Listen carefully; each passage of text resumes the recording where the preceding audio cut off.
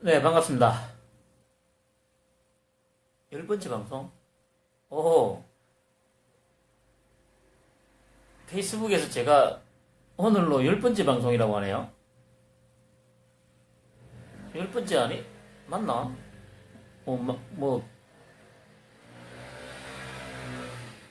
카운트를 했으니까 맞을 것 같긴 한데, 이런 멘트도 나오고 괜찮네요. 어, 어제 이어서 오늘도, 주말임에도 불구하고, 어, 방송을 좀 하도록 하겠습니다. 어제 제가, 영남 패권주의, 이제, 제 어떤 경험에, 이제, 입각해서 이제 좀 말씀을 드렸는데, 조금 보완을 좀 하자면, 그, 어제 내가 표준말, 그게 그래, 이렇게 정의가 되어 있죠.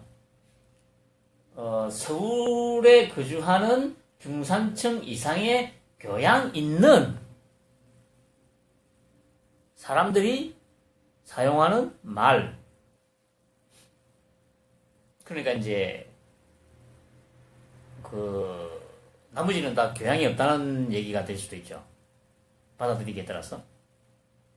물론 저는 교양이 그렇게 있지는 않지만 하여튼 서울에서 중산층의 의미도 정확하게 모르겠지만 하여튼 중산층의 그러니까 표준말을 쓰지 않는 사람들은 일단 교양이 없다는 얘기죠. 그래서 제가 이제 표준말이라는 말 자체를 싫어한다는 거죠. 그래서 이제 거기에 대해서 이제 표준말의 반대말로 쓰이는 이제 사투리. 그러니까 사투리의 우리 의미가 원래 이제 부정적인 의미가 전혀 아닌데 방금 말씀드렸듯이 표준어의 정의 자체가 좀 기분이 나쁘기 때문에 그래서 저도 사투리란 말도 안 씁니다. 어제도 제가 계속 방송을 하면서 무슨 경상도 말, 전라도 말 이렇게 했듯이 사투리란 말을 저는 안 씁니다. 기분이 나빠서. 그리고 그래 이제 유시민에 대해서도 이제 말씀을 드렸듯이 아마 찾아보신 분들 많으실 텐데 이게 이제 어제 그러한 어떤 김대중 대통령에 대한 어떤 저주 섞인 말을 한 게 그건 분명합니다. 영남 패권주의가 뼛속 깊이 박혀 있어서 그렇다는 거 그걸 증명할 수 있는 가장 간단한 방법이 있거든요. 그게 뭐냐면 쥐와 닭 시절을 거치면서 자기가 쥐와 닭한테 어떤 말을 했는지를 찾아보면 됩니다. 그러니까 쥐와 닭이 김대중 대통령이 5년 동안 나라가 빵삼이가 말아쳐 드신 나라를 5년 만에 정상화 시켰지 않습니까? 그런 엄청난 업적. 그러니까 예를 들어서 07과 3 이런 식으로 따지자면 095 과 5 이렇게 되는 거죠. 그런데 그 당시에 이제 영상 보셨겠지만은 무슨 부귀 영화를 누리자고 대통령 자리에 아직 붙어 있냐? 실제로 나라를 움직이는 건 한나라당이고 이회창이고 2007년도에 한나라당이 집권해도 나라 안 망한다. 그렇지만 쥐와 닭을 겪으면서 그렇게 서민들이 핍박받고 힘들어하고 하는 그때에 지금도 마찬가지죠. 닭한테, 쥐한테 방송용어로 좀 부적절할지도 모르겠지만 쥐와 닭이 근데 그냥 그렇게 부르겠습니다. 솔직히 도저히 맨정신에는 본 이름을 부르고 싶은 생각이 없거든요. 그러니까 김대중 대통령한테 쏟아부었던 비난의 10분의 1 정도의 강도로 비난한 적이 한 번도 없어요. 이거는 정말 심각한 겁니다. 심각한 거.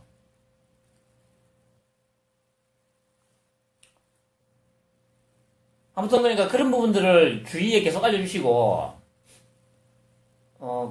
끊임없이, 그리고 경상도 사시는 분들은 끊임없이 계속 의식적으로 깨어 있어야 된다는 거죠. 의식이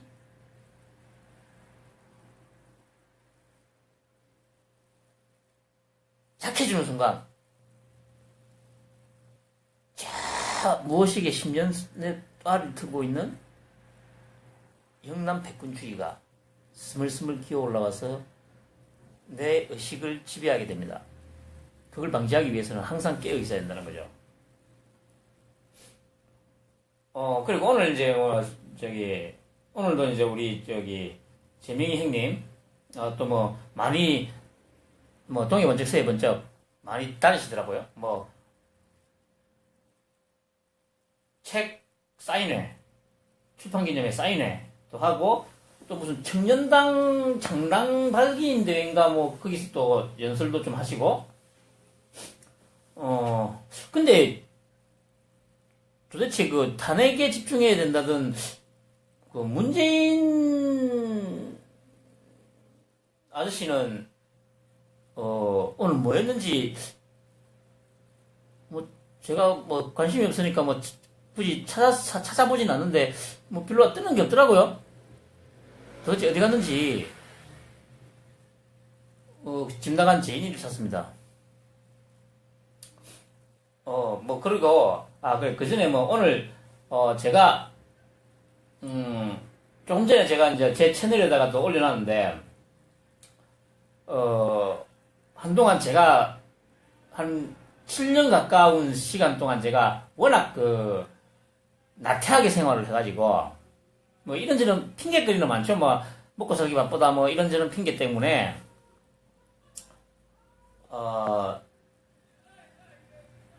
등산을 전혀 못했죠.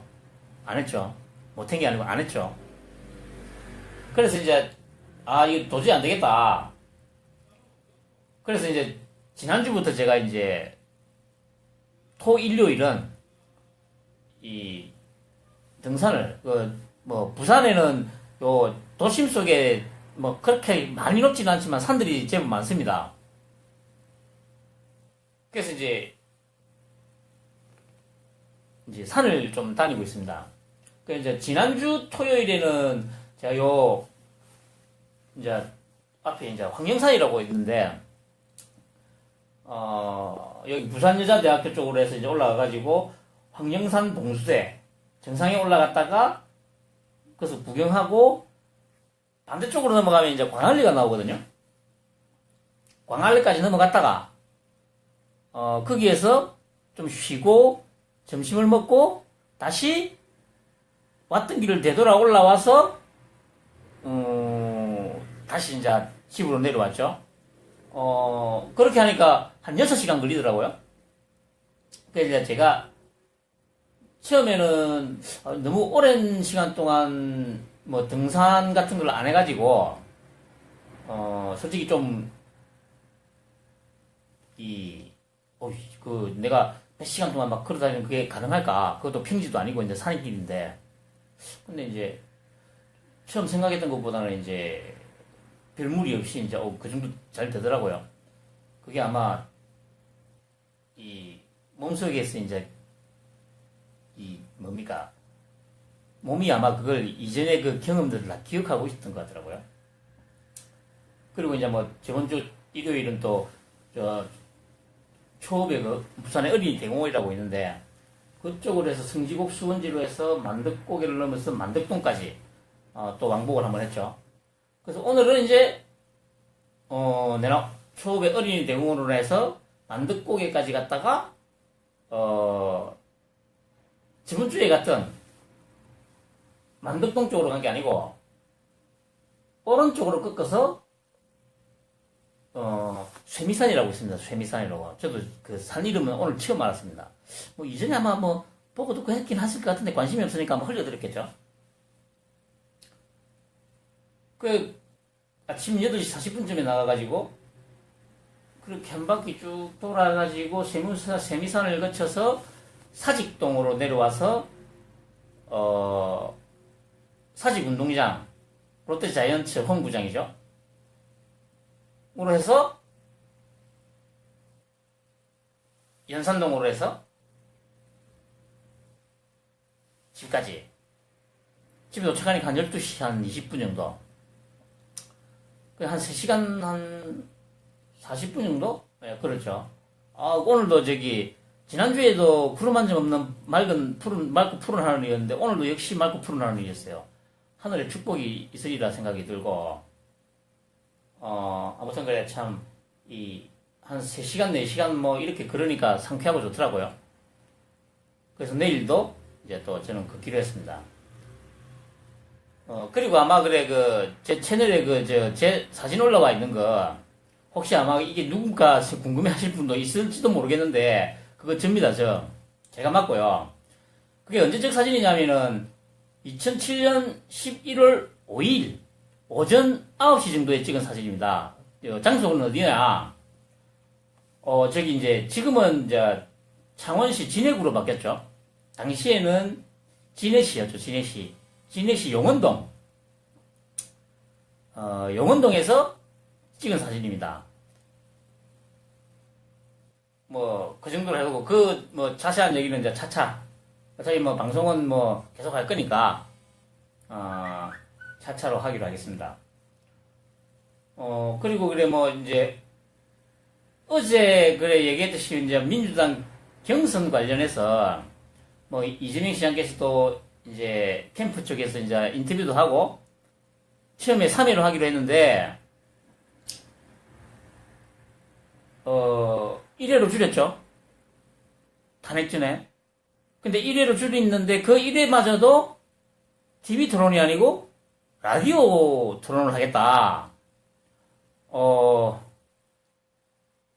솔직히 그냥 날로 먹겠다는 얘기입니다. 날로. 근데 오늘 그것 때문에 민주당 홈페이지도 가보고 했더니 댓글 계속 댓글이란다. 게시판에 계속 똑바로 안 하냐 주로 그렇게 달리는데 간혹 그 사이사이에 흔히 말하는 문바들이 변명이라시고 글을 다는데 역시나 예상을 뛰어넘지 않더라고요. 논리는 딱 하나. 탄핵이 먼저다. 그러니까 자기들의 교주인 문재인이가 했던 말 외에는 아무 논리가 없어요. 아무 논리가. 제가 그래서 저도 열받아가지고 제가 그랬지 않습니까? 전 현직 국회의원 한 30명 정도가 들어와 있는 톡방에 제가 들어가 있거든요. 오늘 찾아보니까 이전에 문재인 대표가 있었는데 오늘 찾아보니까 없더라고요. 아마 무서워서 도망갔나 봐요. 좀 찾아주세요. 좀 찾아줘. 제가 그러니까 아마 촛불이 시작되기 전까지는 제가 톡방에서 제가 특별하게 민주당이나 문재인에 대해서 특별히 어떤 비판적인 어떤 의견을 올리거나 그러진 않았었어요. 근데 탄핵 정국, 촛불 정국이 시작되면서 하는 짓거리가 워낙 기회주의적이고 어떤 일관적이지 못하고 하는 그런 모습을 보면서 그때부터 제가 조금씩 비판을 하기 시작했었죠. 그러니까 아마 도망간 것 같아요. 제가 좀 심하게 깔 때는 까거든요. 좀 쌍욕도 넣습니다, 제가 한 번씩. 그러니까 어제 제가 방송을 끝내고 유튜브에 이 영상을 올린 다음에 톡방에 들어갔죠. 똑같이 톡방에 들어가가지고 제가 이제 거기에 대해서 이제 좀 또 비판적으로 좀 올렸죠. 여기에 이제 보면은 골수 문바가 어차피 뭐 그러다 보면 골수 문바들이 여기 좀 제법 많이 포진해 있습니다. 그러면서 제가 그래서 이제 어제 여기 많이 올라가네.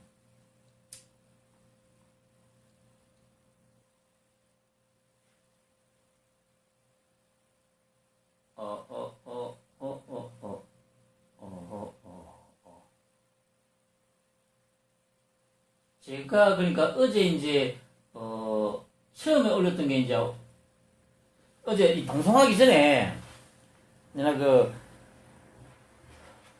우리 저기 재민경 캠프에서 저기 기자회견 한 거 있지 않습니까? 토론 그거 하면은 이제 그 토론하자. 그걸 이제 올렸었죠 처음에. 그래서 제가 이제 뭐 남자 박근혜 하면서 이제 올렸죠. 그러니까 이제 그러면서 이제 내가 어제도 방송에서도 얘기했듯이 이제 영삼이, 쥐, 닭 이 세 명의 공통점이 토론을 회피했다. 그리고 나라가 거들났다. 그렇게 쓰니까 이제 문바가 이제 문바 한 명이 거기에 대해서 이제 자기는 이제 그렇다고 해가지고 이제 그러니까 이게 방송하기 전에 올렸고 이제 문바가 이제 또 뭐 특검 연장 촉구한다고 막 이런 기사가 나는데 이제 그걸 또 막 자랑스럽게 올리더라고요. 그래서 제가 뭐라고 했냐면은 뭘 해도 이제 한두 발짝씩 항상 늦다고 왜 저렇게 순발력이 떨어질까 이렇게 이제 글을 올렸거든요. 그래서 이제 뭐 이제 토론을 하자는데 토론은 안 하고 탄핵이 먼저라고 막 대도 않는 소리를 한다 뭐 이런 식으로 얘기를 했더니 이제 그때부터 이제 이 논쟁이 시작됐죠. 이제 요 문바 이게 저는 처음에 이제 뭐 이게 이름이 안 올라와 있어가지고 남자인지 여자인지 몰랐는데 저는 남자인 줄 알았는데 이제 이게 마마 아줌마인가 봐요. 주둥이만 빠르면 되는겨? 설레발 뜨는 인간들은 뒤심은 꽝. 그래서 내가 문재인이 촛불정국에서 한 게 뭐냐? 뭐 했는지 말해봐라. 그러니까 이제 이 논리가 딸리는 인간들 전형적인 수법, 뭐 물타기 아니면 그 본질 흐리기지 않습니까? 이게 이제 전형적인 이제 저 세대갈라고 저 오딱하고 세대갈 놈들이 하는 전형적인 수법이죠. 그러니까 똑같이 배웠다니까요. 뭐라냐면은 토론이 그게 급하디 지금 상황에서 그래서 제가 이제 탄핵 집중하자는데 어떤 게 탄핵 집중하는 거냐? 어차피 탄핵 심판은 그 헌재에서 하는 거고. 그러니까 뭐 문재인이가 탄핵하기 위해서 탄핵 집중한다고 말은 해놨는데 뭘 하는 게 있냐? 이렇게 이제 제가 물은 거죠. 그러니까 째명이는 주둥이만 놀렸지 한 게 뭐 있니 하더라고요. 그래서 이제 제가 이제 또다시 박근혜를 뽑을 수는 없다. 이랬죠. 그래서 이제 그러니까 또 이제 하는 얘기가 토론한다고 뭐가 달라지는데 토론이 뭐가 중요한데 얘기했죠. 아무 논리 없습니다. 그냥 토론은 지금 현재는 탄핵이 우선이고 토론은 중요하지 않다. 내가 무슨 말을 어떤 질문을 다른 질문을 던져도 답은 하나입니다. 탄핵이 먼저다. 지금은 토론할 때가 아니다. 토론이 중요하지 않다. 그러니까 이제 이게 다 그거예요. 그래서 제가 준비된 대통령이라면 당연히 어떻게 준비가 되어 있는지 국민들한테 검증을 받아야지 했죠. 그러니까 뭐 탄핵에 집중도 안 하는 째명이는 뭐 이렇게 썼어요. 참 내가 이제 방금 얘기했듯이 이제 니들 논리가 니들이 이때까지 욕해왔던 놈들하고 똑같다. 이렇게 했죠. 그러면서 뭐, 이제, 금정이 이제 이재명 시장이 더 필요하다고. 그래서 제가 그랬죠. 그러니까 토론하자고. 그러니까, 금정을 하려면은 서로 말싸움을 해야 될 거 아닙니까? 말싸움을. 아니, 말싸움도 안 하고, 뭐, 서로 자기 말만 하면 그게 금정이 됩니까? 안 되잖아요. 나는 이런 공약이 있고, 뭐, 그냥, 난 이렇게 실천했고, 뭐, 문재인이는 한 것도, 쥐뿔도 없지만, 자기도 뭐, 공약이랍시고, 이렇게 얘기할 거 아닙니까? 그러면, 자기 말만 하면 그게 금정이 됩니까? 아니지 않습니까? 그러니까 이제 하는 말이 좀, 까면 엄청날 거다. 그러니까 이제 자기들은 이제, 그거죠. 이제 형수쌍욕, 또 뭐, 음주운전, 뭐, 노무표절, 또 하나 더 있지. 검사사칭. 또 있나? 없죠? 이건 4개. 그러니까 이때까지, 팟캐스트, 뭐, 종편, 뭐, 토론, 그러니까, 우리 재명이 형이 강연 엄청 다녔잖아요. 거기서 수십 번을 해명하고, 종편에서도 그걸로 한번 깔라다가, 찌그러지고, 그러니까, 더 이상, 약발이 안 받는, 소재죠. 근데 또 이제 그걸 꺼내는 거죠. 이게 소위 그래도, 같은 당이고, 그래, 저거들은, 뭐, 네거티브 하지 말자고 하면서, 그러니까, 제가, 뭐, 저뿐만 아니고 다들 얘기하지만, 우리 재명이 형님 지지하는 사람들은, 할 말이 많지 않습니까? 한 게 많으니까. 지금도 하고 있는 게 많으니까. 그러니까, 어떤 말로, 이제 이렇게, 이제 논리로 이제, 뭐, 이렇게 얘기를 해도, 오로지 기성전 탄핵이 먼저다. 자기들은 뭐 기성전문이라고 하더라고요, 처음에. 기가 차는 거죠, 기가 차. 뭐, 문모닝? 이제 좀 더 많이, 이제 그래서 제가 이전에 뭡니까, 김대중 노무현 대통령 시절에 연설비서관 했던 강원국 전 연설비서관이 나와가지고 여러 번 나와가지고 이제 방송에 나와서 이제 얘기했지 않습니까? 정치, 국정 운영은 말로 하는 거다. 이게 이제, 김대중 대통령, 노무현 대통령의 철학이고, 7년인가 했죠? 7년 동안 자기가 연설비서관으로서 이제, 가장 크게 느꼈던 게 그 부분이라고 몇 번을 얘기했죠. 그 얘기를 제가 했죠. 그래서, 이제 하니까 이제, 역시 이제 탄핵 결정나고 해도 이제 안 됐다. 이 논리죠. 그러니까 이제, 뭐, 하는 말이 까발려봤자 누가 더 구릴까? 철거민 주먹질에, 불륜 스캔들에, 아주 그때는 쌍판 구경 볼만 할게요. 이게 지금 문바들 수준입니다. 문바들 수준. 여기 방금 말씀드렸지 않습니까? 이 방이, 지금은 좀 많이 빠졌구나.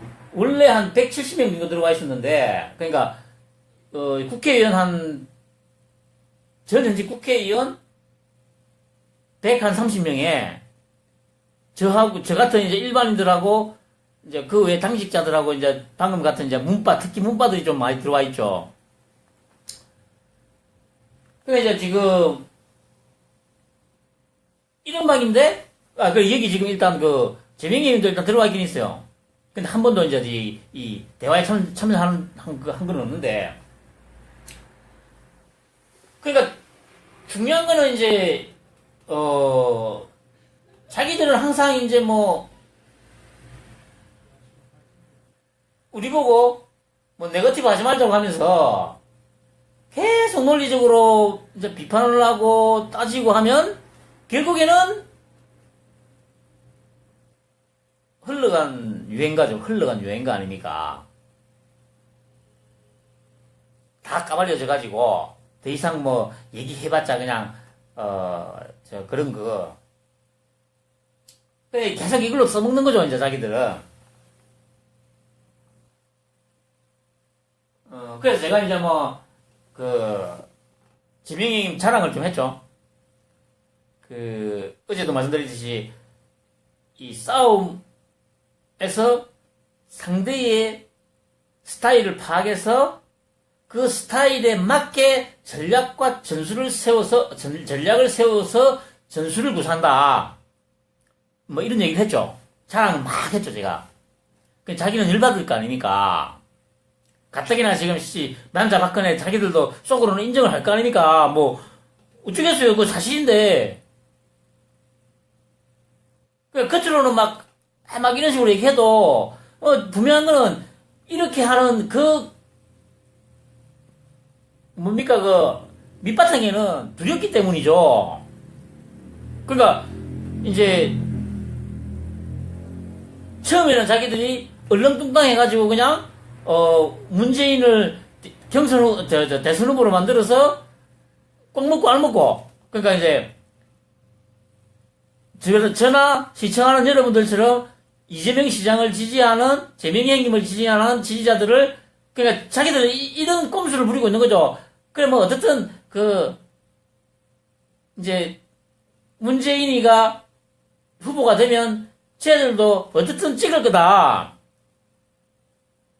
이런 생각을 하고 있을 거예요. 기분이 좀 나쁘더라도 찍을 수밖에 없을 거다, 이런 생각하고 있을 거예요. 근데 이제 지금 돌아가는 상황이 이제 여의치가 않거든요. 자기들 처음 생각과 좀 다르거든요. 저도 마찬가지고 다들 아마 재명님 지지하는 사람들의 10명 중에 최소 8명은 당하고는 상관없이 그냥 이재명이가 좋아서 지지하는 거지 않습니까? 이제 이게 자기들은 그러니까 처음에 이제 얼렁뚱땅 이 촛불 전국에서 박원순 시장하고 이재명 시장 두 분이 이룩해 놓은 이 모든 열매를 싹 다 문재인한테 몰아줘가지고, 그러니까 그들을 지지하던 지지자들도 좀 기분이 나쁘더라도 아마 어쩔 수 없이 찍을 거다라는 아마 처음에 생각을 했을 거예요. 근데 이제 말씀드렸듯이 가장 먼저 이제 재명이 형님이 그 간파를 한 거지 않습니까? 뭐 당연히 간파를 하죠. 처음부터 어차피 그럴 거라는 거 알고 시작했으니까. 그래서 어제도 말씀드렸듯이 어차피 당의 세력을 가지고는 어차피 잽이 안 되니까 괜히 저쪽 기웃거리 와야 어차피 안 된다. 그러면 어차피 국민 경선 할 거니까 골수 이재명 지지자를 만들어야 된다. 이거는 빵하고 다르죠. 아무 논리 없이 그냥 막 물고 빠는 빵하고는 당연히 다르죠. 그래서 이제 전국을 강연을 다니면서 이 좋아요 눌러달라 막 하면서 이제 그런 사람들을 이제 아군으로 이제 만드는 거죠. 그래가지고 이제 아군이 만들어져가지고 이제 그러니까 손가락 혁명군 만들어져가지고 이제 상당한 규모가 구축되고 SNS를 통해서 또 많이 홍보를 하고 하니까 과감하게 또 이제 자신을 내던진 거죠. 누구도 쉽게 할 수 없는 과감한 발언들을 하면서 당을 향해서도 문재인을 향해서도 끊임없이 나와라, 토론하자. 그러니까 이제 민주당 홈페이지 계속 들어가서 아까 보니까 접속이 지금은 안 된다고 하더라고요. 한번 들어가 볼까? 잠시만요. 어디 보자.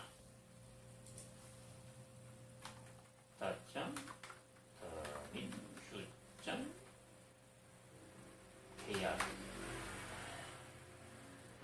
KR 얘가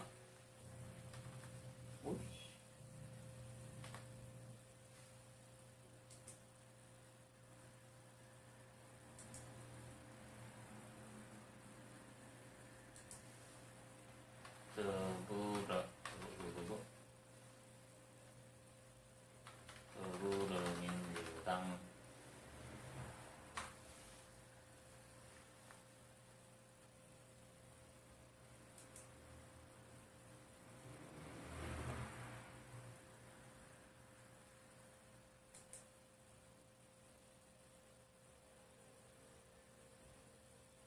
지금 들어가지긴 하네요. 여기 보니까 이제 쭉 글들이 다녔는데, 여기 보니까 최근에 달린, 댓글이란다. 자유 게시판에 글 제목을 보니까 약속대로 TV 토론하세요. 그 밑에 글은 박근혜 2탄, 문재인 이러면 싫어요. 당대표 정신차리시오. 다음에 민주당은 새누리당으로 당명 바꿔라. 친문 백근주의 정말 늘었네. 퇴퇴.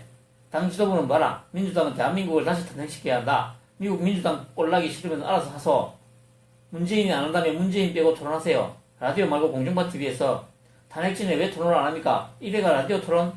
이름이 민주당 이럴 줄 알았다. 야들아 민주당 이럴 줄 알았다. 문재인 이럴 줄 알았다. 이명박 박근혜 패거리 문화 그들을 위한 대통령답서 여기에 국민은 없다. 공정한 경쟁하는 척 하지 마라. 그냥 문재인 후보님 초대하면 찍어드림. 당이 당원끼리 싸우게 만드는구나. 제발 바란 건데 민주당 수뇌부의 오만과 편견으로 과오를 범하지 않기 바란다. 문재인이 어마무시한 사진, 실감나는 사진을 보자. 손가락 지렁이를 했네요. 엠팍펌?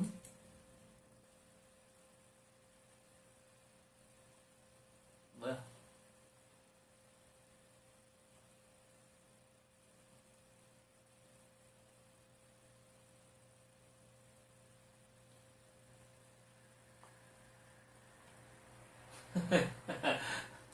하여튼 하여튼 이렇습니다. 그래, 보니까, 그러니까 이제 분명한 거는 이제 제가 보기에는, 그러니까, 어느 분이 이제, 요 자유 게시판에 올렸던 이 뭐였냐면은 이제 내용이 이제 핵심을 찌르는 거 있죠.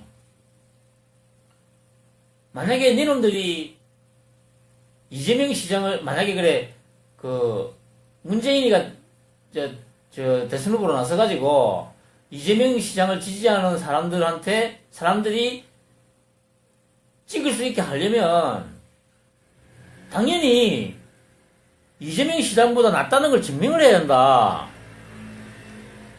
만약에, 문재인이가 이재명보다 나은 게 쥐뿔도 없고, 한참 자질이 비교가 안 되게 떨어지는데, 제대로 된 토론도 안 하고, 얼렁뚱땅 넘어가가지고, 경선에서 만약에 문재인이가 되면, 다 떠난다. 맞지 않습니까? 말했다시피, 당을 보고 당이 좋아서 저도 당원 가입한 게 아니고, 10월 19일 날. 단지,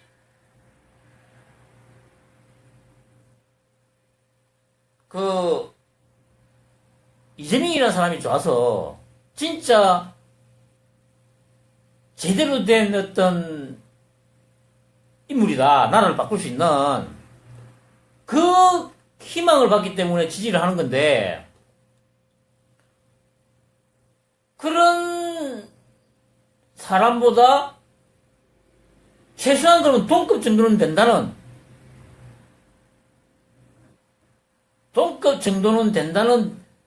그걸 증명을 보여줘야 지지자들한테 깨끗이 승복을 하고 지더라도 문재인한테 표를 줄 거 아닙니까? 이게 바보가 아니면 이거 당연하잖아요? 근데 지금 이런 어처구니없는 짓거리를 하는 거죠.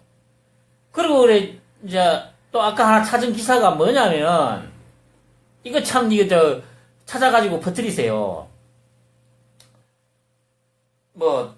포털에서 검색하면 이게 4년 전 그러니까 2012년 11월 30일 기사입니다. 2012년 11월 30일 4년 3개월 됐구나. 4년 3개월 전 건데 이때 이제 제가 그대로 읽어드릴게요. 문측 그러니까 문재인이죠. 그 당시에 문재인 후보 TV 토론이 가장 효과적 선거운동. 닭에게 그러니까 닭한테 재차 촉구. 제목이 이겁니다. 문측 TV 토론이 가장 효과적 선거운동. 박에게 재차 촉구. 여기 보면 이제 이렇게 이제 쭉 읽어드릴게요. 문재인 민주통합당 대선 후보 캠프가 TV 토론이 가장 효과적이라며 박근혜 새누리당 후보에게 TV 토론에 응할 것을 재차 촉구했다.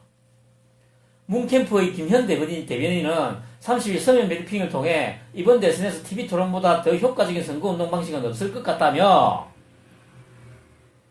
보여? TV 토론보다 더 효과적인 선거운동 방식은 없을 것 같다고. 그 당시에 문재인 캠프의 김현 대변인이 지 주둥이로 얘기를 한 거라니까요.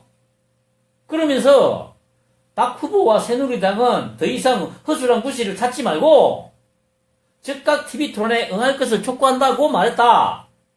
이어 문재인 안철수 후보의 단일화 토론의 시청률은 20%였고 박 후보의 나홀로 홍보 국민 면접도 16%를 기록했다며, 추운 날씨에 유세장을 찾는 국민들의 불편을 생각하며 TV 토론을 통해 국민들이 편안히 후보의 정견을 들을 기회라고 지적했다. 김 대변인은 박 후보는 준비된 후보임을 강조하고 있는데 이거 진짜 모든 것이 다 준비되어 있다면 박 후보가 토론에 응하지 못할 이유가 없지 않나? 라고 되물었다. 아울러 누가 과거 세력이고 실패한 정권인지 공방을 펴기보다 후보들이 마주보고 차분하며 격조와 품격이 있는 토론을 통해 증명할 수 있을 것이라고 강조했다. 새누리당은 TV 토론에 동참하라는 민주당의 요구에 다음 달 19일, 그러니까 2012년 12월 19일 선거일이죠. 19일에 펼쳐질 대선까지 일정이 가득 차 일정 조정이 힘들다는 이유로 TV 토론을 거부하고 있어 현재로선 중앙선거관리위원회가 주도하는 세 차례의 공식 TV 토론만 열릴 예정이다. 여기에서요, 문을 이로 바꾸고 박을 문으로 바꾸고, 그러니까 이측 TV 토론이 가장 효과적 선거운동, 문에게 재차 촉구, 이렇게 하면 이게 2012년 11월 30일 기사가 아니고 2017년 2월 25일 기사가 됩니다. 그래 바꿔가지고 제가 읽어드릴게요. 이재명 더불어민주당 대선 후보 캠프가 TV 토론이 가장 효과적이라며 문재인 더불어민주당 후보에게 TV 토론에 응할 것을 재차 촉구했다. 이 캠프의 재윤경 대변인은 이제 그때 어제니까 이제 날짜를 하겠습니다. 서면 브리핑을 통해 이번 대선에서 TV 토론보다 더 효과적인 선거운동 방식은 없을 것 같다며 문 후보와 더불어민주당은 더 이상 허술한 구실을 찾지 말고 즉각 TV 토론에 응할 것을 촉구한다고 밝혔다. 이어 이재명 그다음에 토론한 게 있나? 없구나. 이 부분은 좀 빼겠습니다. 이거는 단일화의 그 부분이니까. 그리고 이제 제 대변인은 문 후보는 준비된 후보임을 강조하고 있는데 모든 것이 다 준비되어 있다면 문 후보가 토론에 응하지 못할 이유가 없지 않나? 라고 되물었다. 아울러 누가 적폐 세력이고 이 부분은 누가 적폐 세력인지 공방을 펴기보다 이건 적폐 세력이라고 누가 친노의 적자인지 공방을 펴기보다 후보들이 마주보고 차분함의 격조와 품격이 있는 토론을 통해 증명할 수 있을 것이라고 강조했다. 더불어민주당은 TV 토론에 동참하라는 이재명 캠프의 요구에 다음 달 13일 경에 이제 진행될 탄핵 인용 시까지는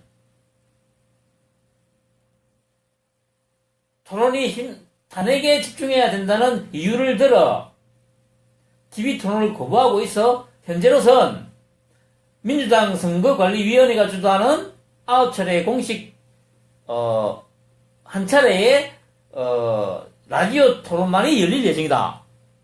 이러면 이 기사가 그대로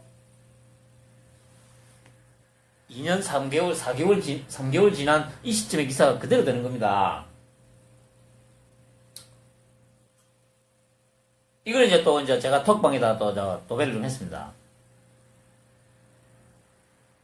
그러니까 했더니 이제 또 이런다고 뭐 이재명 지지율이 올라가지 않는다 뭐 그렇게 또 내타다. 그래서 제가 그랬죠. 이거는 지지율의 문제가 아니고 지도자로서의 자질 문제다.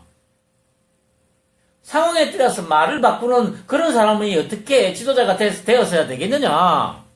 이렇게 얘기를 했죠. 답이 없습니다. 이제 그 이후로. 아무런 응답이 없습니다. 아무런 응답이 없어요.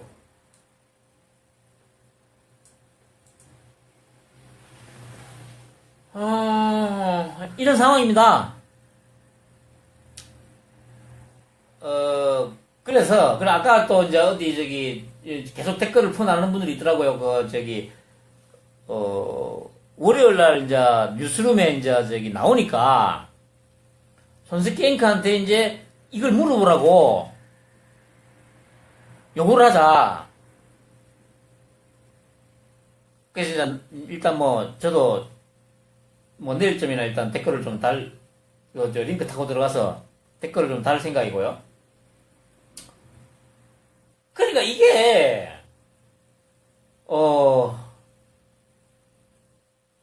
진짜 닮아도 너무 닮았죠. 그 쌍둥이죠, 쌍둥이. 그래 제가 이제 아까 이 기사를 링크에다 올리면서 이제 이렇게 또 이제 제가 얘기를 했죠.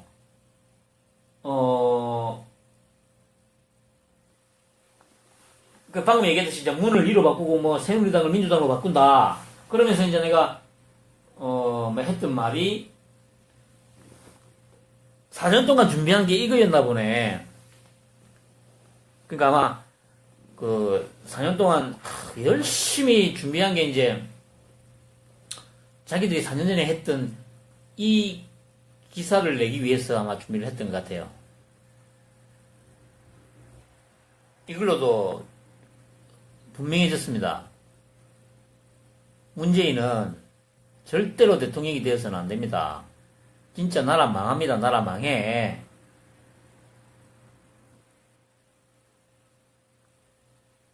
지금 쥐와 닭을 거치면서 9년 동안 지금 나라가 이렇게 개판이 됐는데 또 거기에다가 남자 박근혜가 대통령이 된다고요? 이게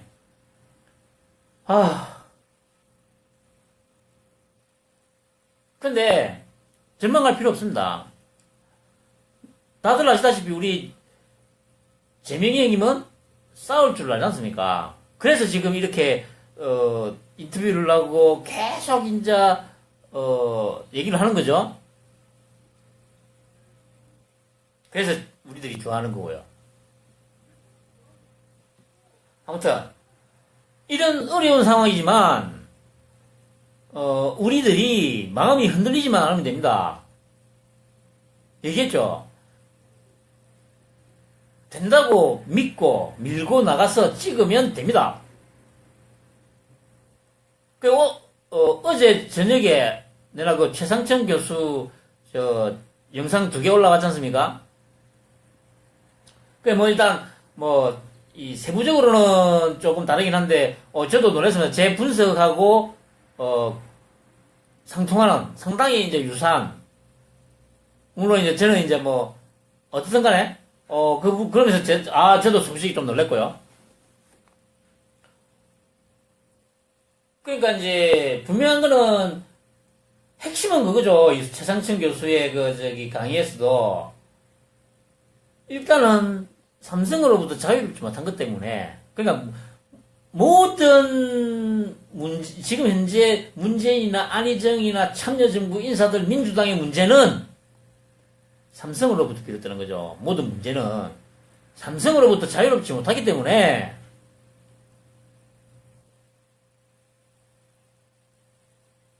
말로는 재벌개혁을 하겠다고 하죠. 말로는 뭐 누가 못합니까? 박근혜도 다 그래서 내가 대통령 되려고 하지 않습니까? 똑같은 거예요. 지금 만약에 물어보면 이제 문재인도 그러겠죠. 그래서 내가 대통령 되려고 하는 거 아니냐. 다 준비됐다. 아까 기사 보셨죠? 똑같다니까요.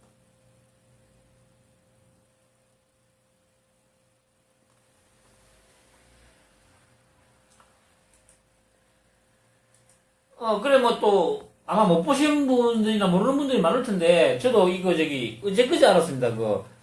이게 뭐야 방송이 이제 유튜브에 올라온 거는 지금 1년 원래 올라온 거는 1년 한 5개월 정도? 2015년 10월인가 올라왔다고 했으니까 진짜가 나타났다 프로그램에 이제 2005년 10월 달인가 이제 성남시장하고 재윤경 그 당시에 주빌리은행 이사였죠. 하고 홍학표 의원이었나 나와가지고 이제 뭐 하는 거였는데 성남시에서 이제 의무적으로 시에서 이제 시민들한테 자전거 보험을 들었다고 하더라고요. 그러니까 뭐 이제 보험료는 인당만 한 100원, 200원 뭐 이런 식인데 그렇다 하더라도 뭐 100만 명이니까 억대가 되죠, 억대가. 이제 한 명이 자동차 사고를 당해가지고 자전거를 타고 가다가 사망을 했답니다. 근데 이제 그러니까 성남 시민 중에 아무도 모르고 있었대요, 그거를 보험에 들어져 있는지를. 근데 그러니까 피해자 가족도 뭐 전혀 모르고 있었죠. 그런데 관할 경찰서에 있는 경찰이 그 보험금을 찾아가지고 전달을 해줬다고 하더라고요. 4,500만 원. 정말 이거 알면 알수록 우리 재명이 형님 요즘 말로 갓재명 그렇죠. 뭐 그런 말은 좀 별로 제가 쓰고 싶진 않은데 뭐 국어를 좀 파괴한다는 느낌이 들기 때문에 그래서 한 번씩 따라 하도록 하겠습니다. 그러니까 이런 어떤 부분들 모르는 사람들 진짜 많거든요. 저도 뭐 이틀 전에 알았으니까. 좀 많이 퍼뜨려 주시고. 그러니까 어쨌든 어제도 말씀드렸듯이 어차피 뭐 자료는 다 널려 있으니까 쟤들이 뭐라고 하든 그들이 말하는 지금 말하는 논리는 걔들이 이전에 했던 말로 반박을 할 수가 있는 거죠. 탄핵은 안 된다고 했다가 지금은 탄핵이 우선이다. 그러면 이제 그래 탄핵이 우선이다 그런 거죠. 그러면 왜 처음에는 탄핵하면 절대 안 된다고 명언에 터진 얘기했냐고 그렇게 물으면 답을 못 할 겁니다. 당연히 답을 할 게 없죠. 그래 뭐 이렇게 이제 뭐 논리 얘기가 나왔어 하는 얘기인데 약간 옆으로 세가지고 제가 그러니까 이제 저는 솔직히 자랑 좀 하겠습니다. 논리적인 면에서는 제가 우리나라의 인구의 0.01% 안에 들어간다고 자부하거든요. 물론 그렇다고 해가지고 무슨 아주 어렵게 뭐 수학 문제를 이런 부분은 아니고, 그러니까 어떤 현상이나 어떤 사건을 봤을 때, 이제 논리적으로 이제 판단하는 부분들, 제가, 전공을 제가 기계공학을 했거든요. 그러니까 기계공학이 이제 참 뭐가 역학이고 그러니까 쉽게 말해서 그냥 물리학하고 수학하고 이 합쳐진 거 있다 그런 학문이니까 2학년 때 이제 배우는 전공 필수 과목 중에 이제 연력학이라는 과목이 있죠. 연력학. 그, 그러니까, 첫 시험, 중간고사, 1학기 중간고사를 이제 보는데, 그 전에 이제 교재를 이제 공부를 하고 뒤에 보면 이제 각 챕터마다 이제 연습 문제가 있지 않습니까? 그래서 이제, 연습 문제를 이제 풀어라고 이제 과제를 내주면, 당시에 이제 제가 1년 휴학을 했기 때문에 이제 제가 한 해 밑에 애들하고 제가 학교를 다녔거든요. 그러니까 군대를 갔다 오고 나서니까. 그래, 전부 이제 이제 그 당시에 아마 다녔던 분들은 아마 좀 아실 텐데, 모범 답안 해가지고 책자를 갖다가 이제 다 복사해가지고 이제 갖고 다니죠. 연습 문제 이제 풀이한 거. 전부 다 그걸 가지고 이제 다 내죠, 리포트를. 근데 저는, 한 번도 안 뺏겼거든요. 제 논리대로 문제를 다 풀었어요. 답안지 그거 안 보고. 그래서 이제 중간고사를 딱 보는데 자신이 있었죠. 그러니까 그때 이제 문제가 몇 문제였는지는 정확하게 모르겠는데 이제 점수는 30점이었어요. 그러니까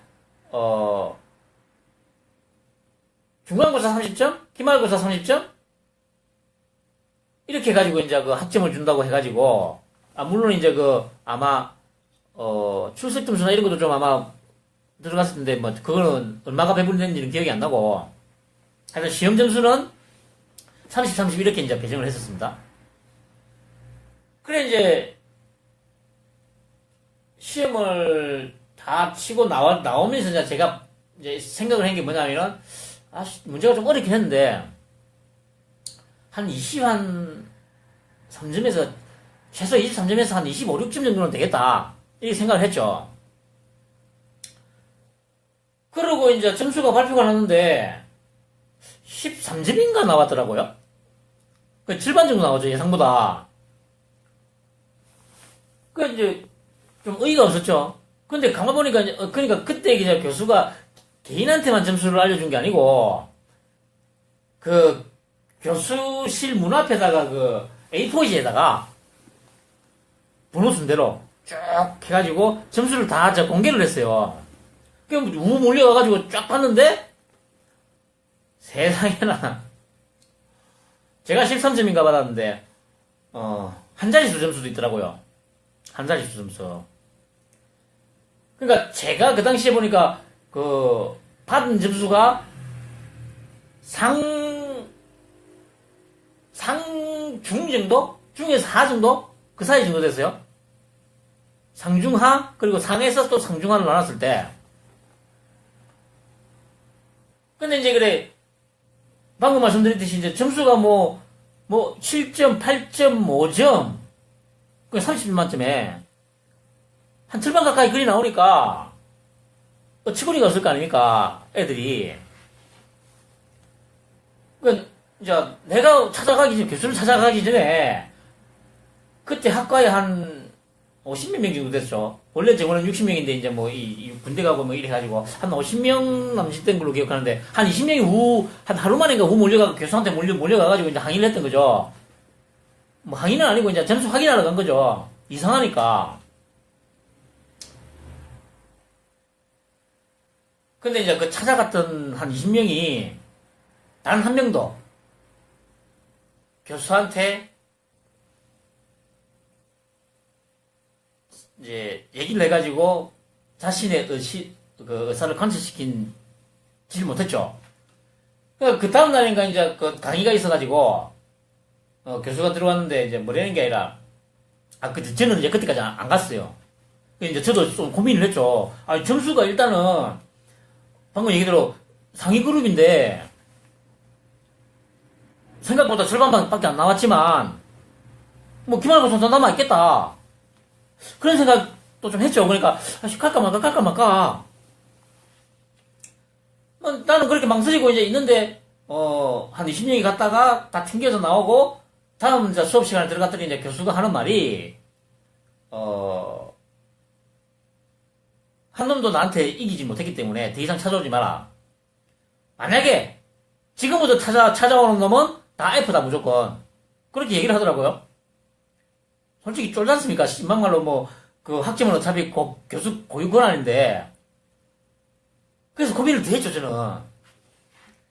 이제 열람실에 가가지고 머리 싸매고 가야 되나 말아야 되나 막 고민을 하다가 그래도 너무 차이가 나니까 내가 예상했던 거하고. 예를 들어서 그래 한 23점, 4점, 5점 이 정도 예상을 했는데 한 뭐 18점, 9점 이 정도 나왔으면 뭐 수긍을 했을 수도 있어요. 그냥 거의 7만 가까이 차이 나니까 에이씨 안 되겠다. 에이씨 그냥 F 각오하고 제가 1학년 때 쌍문총을 찬 경험이 있거든요. 군대 가기 전에. 그래 이제 에이씨 그냥 될 대로 되라 하고 이제 일단 찾아갔죠. 도저히 나는 도저히 이제 도저히 인정 못하겠다. 교수실 찾아가가지고 이제 같은 동기 이제 1년 같이 꿇었던 동기하고 같이 갔습니다. 동기놈이 먼저 들어갔죠. 나는 이제 교수실 문 밖에서 기다리고 있고. 이제 자기 의기양양에 처음에 딱 들어갔어요. 근데 이건 뭐 한 3, 4분 만인가? 찍소리도 못하고 그냥 나오더라고요. 그럼 이제 내가 들어갔죠. 그럼 이제, 잠깐 기다리고 있어라. 자기도 기다리고 있겠대요. 그냥 자기도 아마 뭐 금방 나올 거라 생각했겠죠. 들어가는데 이제, 저하고, 이제 교수하고, 이제 얘기가 시작됐죠. 그러니까 이제, 어차피 답안, 시험 문제지, 내가 이제 풀어놓은 그걸 보면서 이제 얘기를 해야 되니까. 이제, 딱 보니까 이제, 교수는 그러니까 아까 얘기했던 학생들이 복사해가지고 들고 다녔던 그 답안지를 딱 놓고, 그걸 가지고 이제 비교를 하는 거예요. 근데,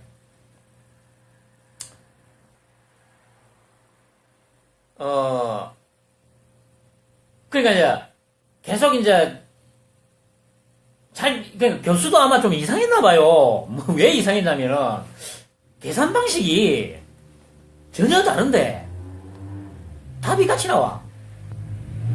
근데 이게, 역학 문제 같은 경우는 답이 우리가 일반 수학 문제 풀듯이 뭐 1이면 1, 1.5면 1.5 이렇게 정확하게 안 나옵니다. 특히 열역학 같은 경우는. 왜냐면은 소수점 6자리, 7자리까지 내려가는 어떤 실험실에 구해진 어떤 값을 가지고 대입을 해가지고 답을 내는 거기 때문에, 예를 들면 이제, 쭉 계산하다 보면, 그러니까 플러스 마이너스 오차가 생기게 되어 있습니다, 그거는. 그래서, 이제, 안전계수라는 게 있죠. 안전계수. 그러니까 예를 들면, 우리가 엘리베이터를 타면, 전격 하중이라고 있지 않습니까? 앞에 보면. 그러니까 예를 들어서 전격 하중 1050km, 이제 인원 15명, 이렇게. 그러니까 아마 한 70km 정도 기준으로 해서 그렇게 계산을 합니다. 그러면 이제, 하중이 이제 초과가 되면 당연히 이제, 삐 소리 나면서 안 하죠. 안 움직이죠. 근데 이제, 그러면 이제 이 엘리베이터가 딱 그 하중만 견디느냐? 그게 아닙니다. 그 하중의 10배를 견디게 설계가 되어 있어요. 그러니까 엘리베이터를 지지하고 있는 와이어, 그 와이어가 엘리베이터 앞에 적혀 있는 그 하중의 10배를 견디도록 설계가 된다는 거죠. 그게 이제, 그러니까 12 안전기술라는 겁니다. 그러니까 그렇게 하는 이유는 당연히 역학 문제를 풀면 정확하게 답이 안 나오기 때문에 그냥 곱하기 3, 곱하기 5, 곱하기 10 그냥 하는 겁니다. 그냥 안전하게 하기 위해서. 그러니까 당연히 이제 연력학도 마찬가지죠. 그러니까 이제 정확하게 모음 답안에 나와 있는 그 숫자는 아닌데, 그러니까 허용해 줄 수 있는 오차 범위 내에서 답이 나와요. 그러니까 자기도 이상한가 계속 비교를 하면서 고개를 갸웃갸웃해요. 그러니까 저는 계속 얘기를 했죠. 아니, 이거 보면서, 아니, 죄송해요.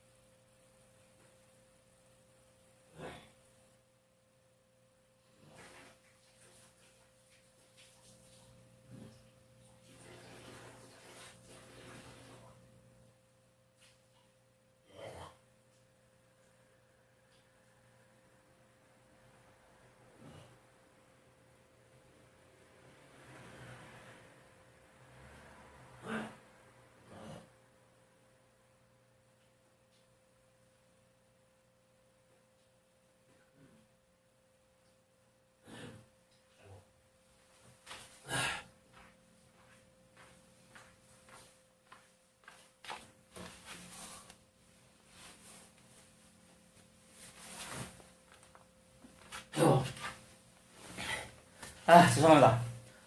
이거 날파리 한 놈이 목에 걸려가지고.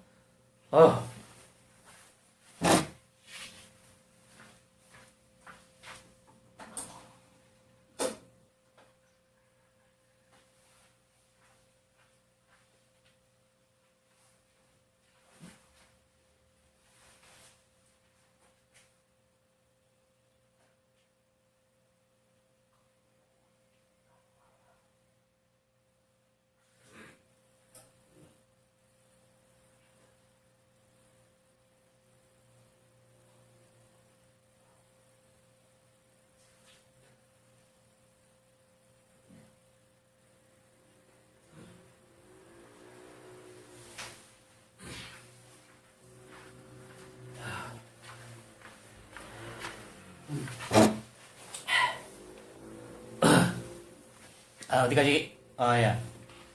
죄송합니다. 그러니까 이제, 저도 보면서 이제 저는 이제 얘기를 했죠. 아니, 이 풀이 과정이 다르긴 한데, 답이 이제 같이 나오지 않아. 그러니까, 이제 계속 갸웃갸웃 하더라고요. 그러면서 이제, 계속 이제, 갸웃갸웃 하다가, 마지막으로 결국에는 이제 결론이 뭐였냐면은, 교수가 내린 결론이,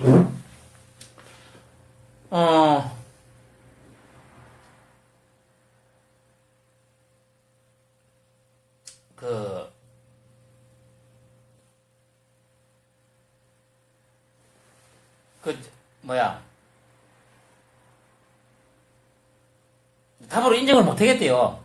풀이 과정이 다르기 때문에.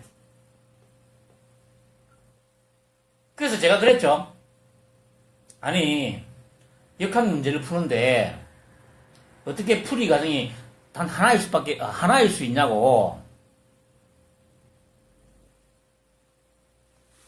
논리적으로 풀이 과정에 문제가 없고, 답이 허용 오차 범위 내에서 나오면 인정을 해줘야 되지 않나요? 계속 제가 따졌죠. 그러니까 아니래요. 풀이 방식 딱 하나밖에 없대요.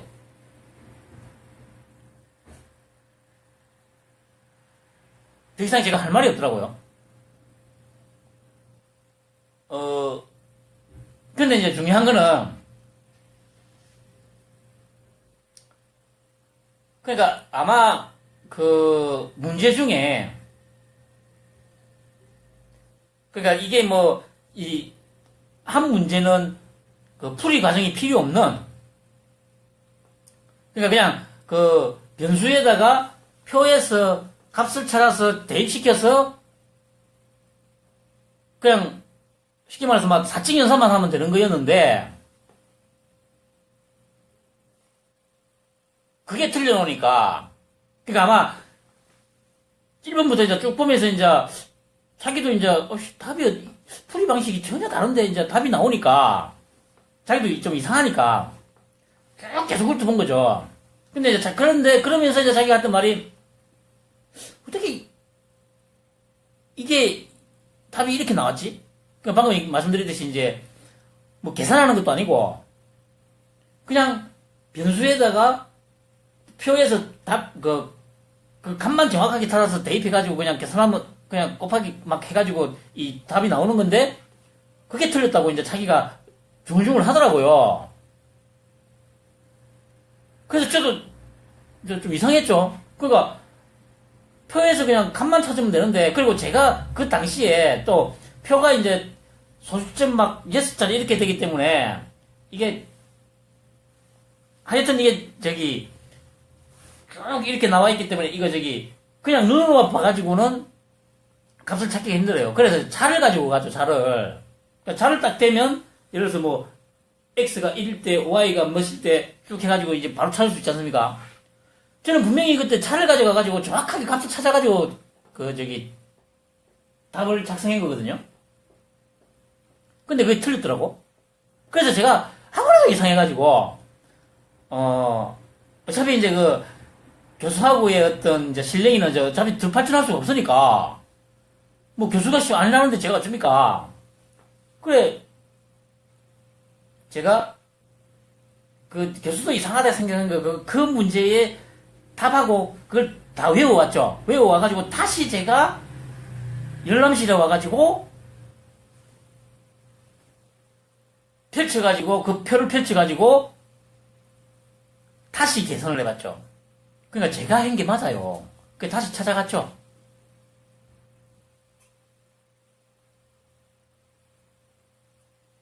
뭐 물론 이제 제가 이제 그거를 밝혀내긴 했는데 뭐 지금도 그렇듯이 뭐 밝혀내면 뭐 좋을 게 있겠습니까? 근데 중요한 거는 제가 좀 더 똑똑했으면 그걸 극복하고 더 이제 더 잘 나갔겠죠. 근데 그 정도까지는 못 되니까 뭐 그냥 그렇게 이제 했죠. 그래서 이제 제가 이제 말씀드리고자 하는 거는 아주 제가 이제 논리적이고 합리적인 사람이라는 거죠.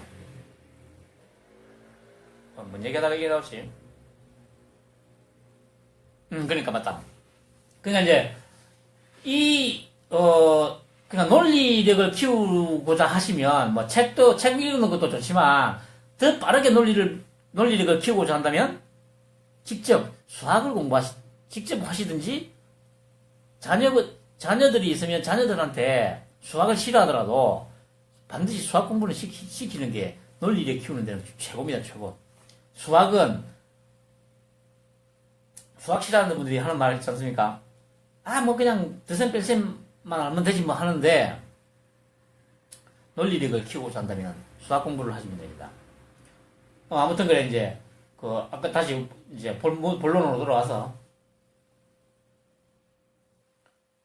제가 처음에 이제 정치 카톡방에 한 50개 정도 되는 정치 카톡방에 이제 참여를 하고 나서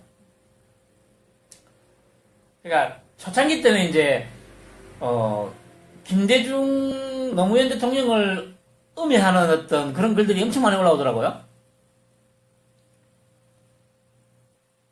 그래서 이제 제가 어차피 이제 이게 그냥 어차피 그들은 좀비기 때문에 자료를 갖다가 보여줘도 일단 인정을 안 해요. 지금 문바들처럼 똑같거든요.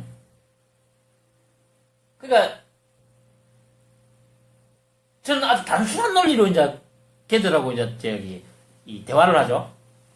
제가 몇 가지 예를 들면 이런 겁니다. 5.18 때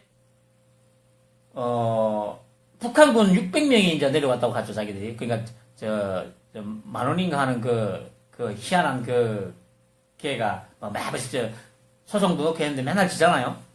그러니까 그게 얼마 전에 분명한 거는 미국 CIA 문건도 이제 뭡니까 문건도 이제 공개가 돼가지고 북한군의 개입은 전혀 없었다가 다 밝혀졌지 않습니까? 그런데도 지금도 그렇게 하고 있어요. 뭐 600명이 침투했다고. 그러니까 뭐 논리를 깨는 가장 쉬운 방법. 그 전까지 보면 누구도 거기에 대해서 뭐 이제 논리적으로 반박을 안 해요. 그냥 뭐 무시하는 걸로만 무시하기는 하는데, 그러니까 무시만 하지 이제 거기에 대해서 반박을 안 해요. 그래서 제가 답답했어. 아주 단순한 논리로 반박을 했죠. 그 당시에 이제 계엄 상황이었지 않습니까? 그러니까 쉽게 말하면 전시 상황. 그러니까 광주가 후방이지 않습니까? 후방. 그래서 제가 그랬죠. 그때가 평시도 아니고 계엄 상황이었는데 저 후방까지 적군이 침투할 때까지 계엄군은 뭐 했더라? 이렇게 이제 제가 처음에 이제 얘기를 하죠. 그러면서 이제 아니 그러면 이 군대 다녀오신 분들 알지 않습니까? 작전에 실패한 지휘관은 용서할 수 있지만 경기에 실패한 지휘관은 총살입니다. 총살. 전시 상황에서, 계엄 상황에서는. 그래서 그 얘기를 하죠. 니들 말이 맞다고 치면 그러면 그때 계엄 상황인데 북한군이 후방인 광주까지 쳐들어올 때까지 계엄군은 뭐 했다더노? 그때 계엄사령관이 전두환 아니었습니까? 맞지. 아니 그러니까 그러면은 그 당시에 지휘했던 그 새끼들 다 총살시켜야 되는데 그 새끼들 훈장 받았는데? 이렇게 논리를 이제 이렇게 얘기를 하죠. 그럼 일단 이제 그런 개석과 퍼다 나누는데 더 이상 얘기를 안 해요. 그리고 또 하나 뭐 똑같은 거죠. 천안함이 북한이 폭침을 시킨 거다. 그 얘기하니까 또 문재인이 아유 하여튼 그것도 단순하죠. 그 당시에 그 한미 합동훈련 중이었지 않습니까? 그러면 그 엄중한 경계 상황을 뚫고 북한 잠수함이 들어와가지고 의뢰를 쌓아가지고 천안함을 격침시키고 유유히 빠져나갔다는 거 아닙니까? 아까 그 5.18 민주항쟁하고 똑같은 거죠, 논리는. 도대체 그러면 그 상황에서 북한 잠수함이 들어와가지고 전함 하나 때리 부수고 갈 때까지 뭐 했냐? 그러니까 그 당시까지 보면 이런 식의 논리를 펴가지고 공격을 하는 사람이 아무도 없더라고요. 제가 이렇게 훈련을 좀 시키니까 이제 그 이후부터는 좀 그렇게 하더라고요. 그리고 이제 그죠. 다 잘못된 정보들인데, 제가 처음에 이제 그 톡방에 이제 들어간 이후로 계속 이제 얘기했던 게, 그냥, 대부분 이제 뭡니까. 다카키 마사오에 대해서도 별로 논쟁, 그러니까 막 다카키 마사오의 공이 크고 막 이렇게 얘기를 하는데도 거기에 대해서 아무도 얘기도 안 하고, 맨날 또 하는 얘기가 친일 얘기하면은, 김대중 대통령도 이제 상시개명을 했네, 어쩌니 막 하면서 막 이렇게 공개를 한다고요. 근데 여기서 하나, 그러니까, 다카키 마사오라고 막 얘기를 하면 자기들도 도요다 다이주라고 얘기를 하거든요. 그러니까 김대중 대통령 상시개명 이름이 도요다 다이주니까. 이것도 이제 간단합니다. 다카키 마사오가 이름 바꾼 나이는 23살 때입니다. 지가 23살 때. 그러니까 만주 군관학 갈 때.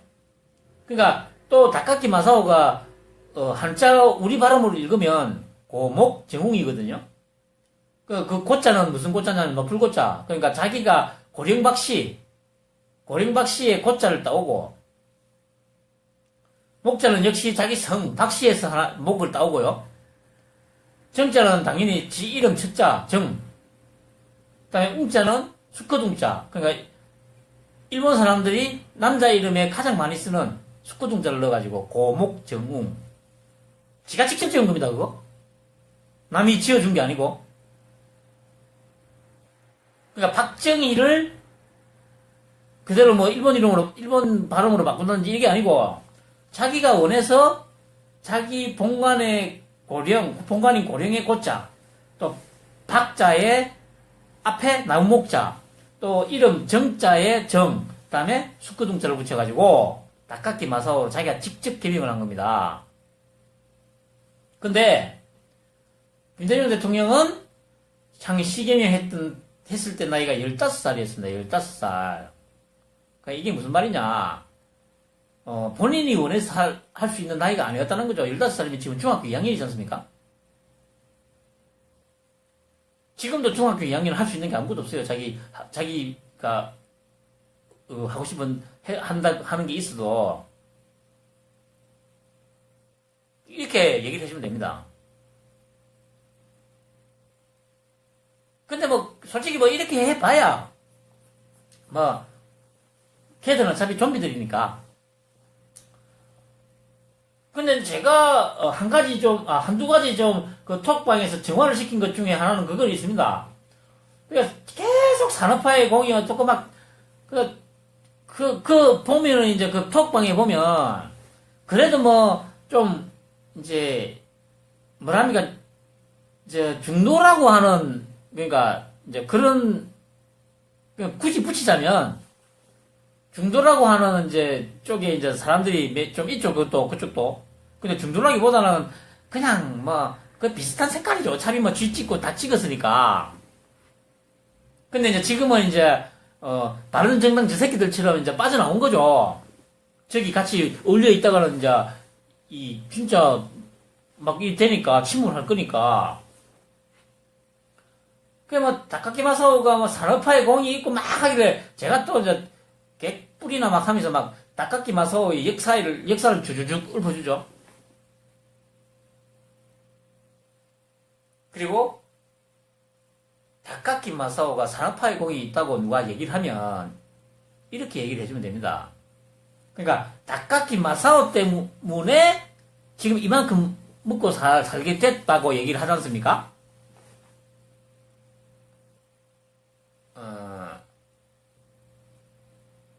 그럴 때는 이렇게 얘기를 하면 됩니다. 그게 아니고 닭깎이 마사오였음에도 불구하고 이만큼이나 해놓은 거다. 그게 맞는 말이거든요. 그러니까 닭깎이 마사오 때문에 된 게 아니고 닭깎이 마사오였음에도 불구하고 이렇게 됐다는 거 얘기하면 됩니다. 그리고 뭐 차차 얘기를 하게 되겠지만, 간단하게 이제 닭깎이 마사오를 소개하자면, 빨갱이였지 않습니까? 빨갱이. 뭐, 만주군관학교 얘기는 일단 좀 제쳐놓고, 해방된 이후에. 그러니까 빨갱이가 된 데는, 뭐, 또 좀 시간이 많이 되긴 하지만, 그럼 간단하게 이 얘기까지만 하죠. 빨갱이가 된 데는 좀 사연이 있긴 하죠. 해방이 되고 이듬해 1946년 10월 1일 날, 뭐 흔히 말하는 대구 폭동이 있었습니다. 그 사회주의 계열에서 이제 시위를 하고 했던 거죠. 그때 다카키 마사오의 형이었던 박상희가 경찰이 쏜 총에 맞아 죽죠. 물론 박상희는 남노당에 가입돼 있었죠. 사회주의 운동을 하다가. 그러고 나서 이제, 그 당시에 이제 박상희의 동료였던, 남노당 동료였던, 이름은 기억이 안 나고, 그 사람이 권유에 해가지고, 다카키 마사오가 남노당에 가입을 하게 되죠. 그리고, 남노당에 가입을 해서 활동을 하던 중에, 그 당시에 이제 자기 아내였던 김호남,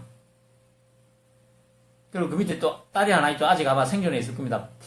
이름은 정확히 기억이 안 나는데.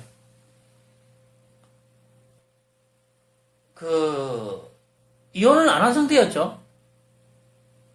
근데 이제 김호남을 상당히 싫어했다고 합니다. 그 싫어했던 이유는 인물은 상당히 괜찮았는데 배운 게 없다고 해가지고 싫어했다고 하더라고요. 그래 이제 남녀방 생활을 하면서 아내가 있음에도 불구하고 당시 이화여대를 다니던 아가씨하고 동거를 하죠. 그 여자 이름이 누구냐면 이현란입니다. 이현란.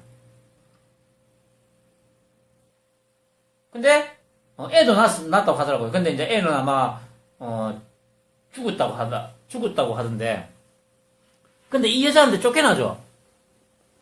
다카키 마사오가 동거를 하다가 그 쫓겨난 이유가 이 여자가 원래 태생이 이제 저 신의중과 그쪽 태생입니다. 그냥 북한 쪽이죠. 이 여자의 집안이 신의중가에서 대지주였죠.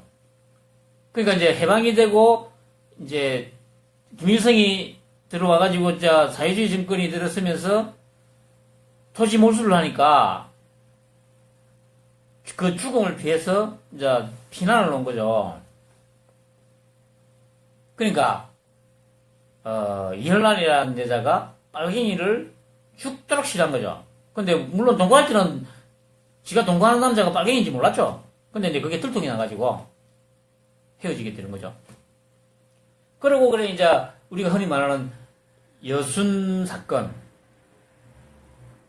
그때 잡혀 들어가죠. 그런데 남노당 동료 300명의 이름을 부른 조건으로 사형언도를 받았다가 살아나죠. 그게 다카키 마사오의 빨갱이 전적이죠. 그랬던 놈입니다. 원조 빨갱이죠. 원조 빨갱이. 아무튼 오늘 뭐 좀 진행이 좀 매끄럽지 못했습니다. 중간에 좀 약간의 좀 그것도 있었고 아무튼 주말 잘 보내시고 오늘 방송 이것으로 마치도록 하겠습니다. 감사합니다. 빠이빠이.